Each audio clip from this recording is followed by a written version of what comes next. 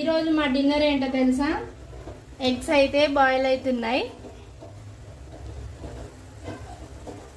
Onions టమాటోను paste చేసి చేస్తున్నాను.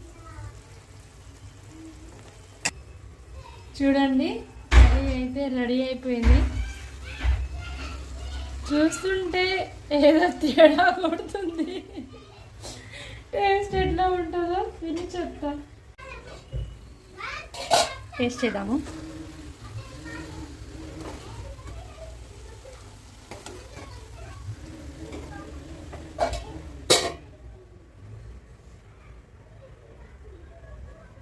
వేడి వేడి అన్నం, వేడి వేడి కూర.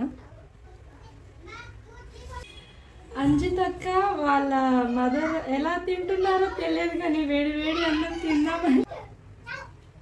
సారీ వాళ్ళ